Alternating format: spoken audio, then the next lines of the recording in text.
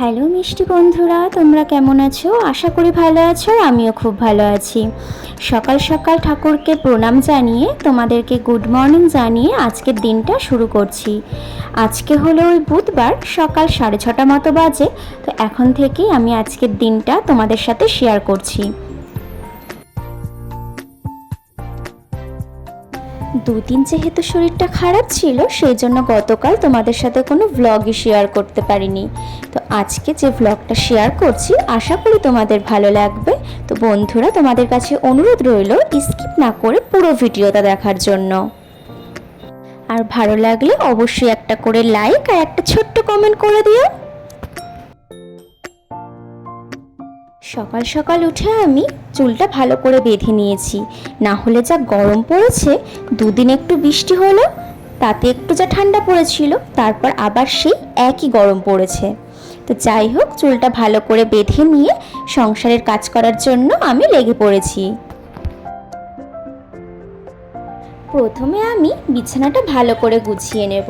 জানো, আজকে হাজবেন্ড আমার আগে উঠে গেছে, তাই জন্য সম্পূর্ণ বিছানাটা আমাকেই পরিপাটি করে গুছিয়ে নিতে হবে। আমি যদি আগে উঠে যেতাম তাহলে বিছানাটা অর্ধেকও গুছিয়ে রেখে দিত, আর একটুখানি আমি নিজে গুছিয়ে ঝেড়ে পরিপাটি করে নিতাম। কিন্তু আজকে সম্পূর্ণটাই আমার করে নিতে হবে। আর বিছানাটা যদি ঠিকঠাক মতো না থাকে না, তাহলে না আমার একটুও ভালো লাগে না, মনটা বড্ড খুঁতখুত করে। অ্যাকচুয়ালি কি বলো তো, আমার না মনে হয় যে সারাদিন কাজের পরে, খাটাখাটনির পরে যদি বিছানাটা একটু এসে আরাম করতে না পারি, তাহলে না ভালো লাগে না। আর সেই আরাম করার জন্য বিছানাটা সম্পূর্ণ পরিপাটি করে গুছিয়ে রাখতে হবে। আর তাই বিছানাটা আমি সম্পূর্ণ পরিপাটি করে গুছিয়ে রাখি। এবার আমি ঘরগুলো ঝাড় দিয়ে নেব, তারপর জিনিসপত্রগুলো মোছামুছি করব। কেননা নিচে যা নোংরা পড়ে থাকে, জিনিসপত্র মোছার পরে যদি আবার ঝাড় দেওয়া হয়, তাহলে সেই নোংরাগুলো না সেই আসবাবপত্রের মধ্যে গিয়েই আবার জমা হবে। আগে না আমি সপ্তাহে একদিন শুধু ডাস্টিং করতাম সব জিনিসপত্র, কিন্তু এখন ভাবি প্রতিদিন যদি একটু একটু করে ডাস্টিং করা যায়, তাহলে না জিনিসপত্রগুলো কম নোংরা হয়।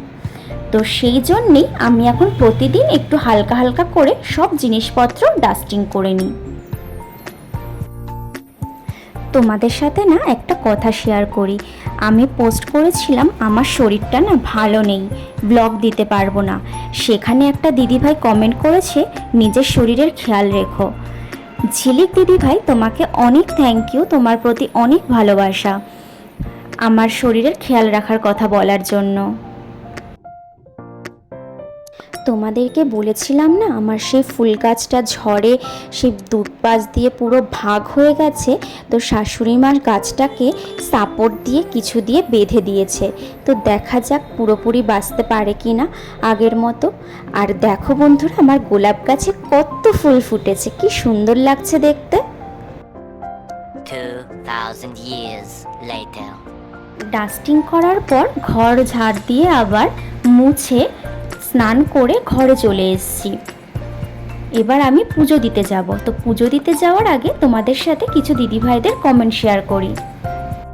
মৌ ভ্লগের দিদিভাই আর বনশ্রী ভ্যারাইটি ভ্লগের দিদিভাই, তোমরা বলছিলে তোমাদের ওখানে নাকি এখনও ঝড় হচ্ছে।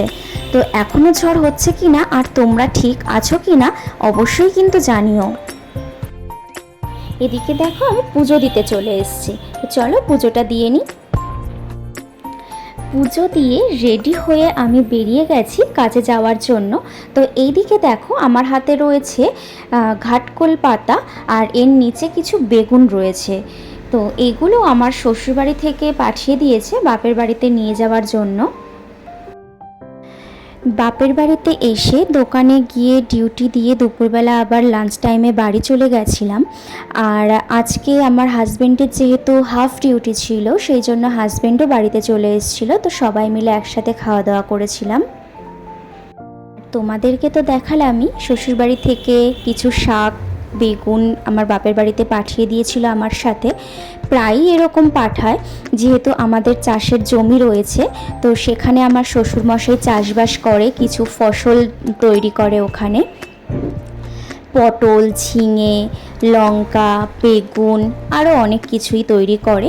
তো সেগুলোই মাঝে মাঝে আমার সাথে আমার বাপের বাড়িতে পাঠিয়ে দেয়। এবার আমি হাজবেন্ডকে খাবার দিয়ে দেব।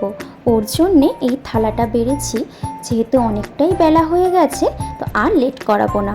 তো একে ডেকে খেতে দিয়ে দিই, তারপর আমি, মা, বোন তিনজনে মিলে একসাথে খেতে বসে পড়ব। সন্ধেবেলা ডিউটি শেষ করে হাজবেন্ডকে নিয়ে ডক্টরের কাছে চলে গেছিলাম।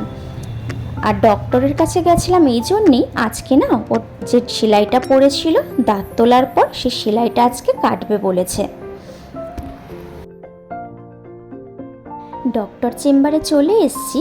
এসে আজকে দেখলাম অনেক পেশেন্টই রয়েছে বেশ। একজন এই যে দাঁত তোলার জন্য বসে রয়েছে এখানে, আর একজন দাঁত তুলে এখানে প্রেসক্রিপশন নিয়ে অলরেডি চলে যাচ্ছে বাড়ি।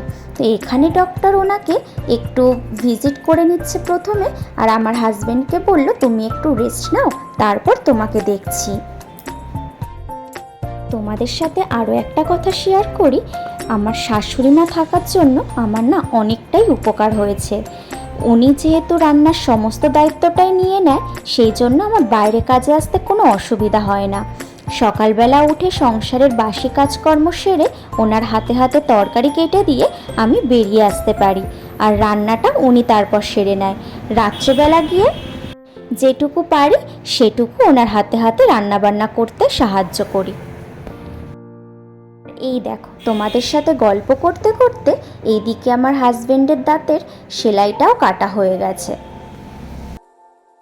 সেলাইটা যেহেতু কাটা হয়ে গেল, সেই জন্য মুখের ভেতরে আর কোনো বাধো বাধো থাকবে না। তো সেই আনন্দে আমরা এখানে একটু বসে ক্যামেরা করছিলাম। তারপর বাপের বাড়ি গিয়ে একটু টিফিন করে আমরা আবার বেরিয়ে গেলাম আমাদের বাড়ি যাওয়ার জন্য।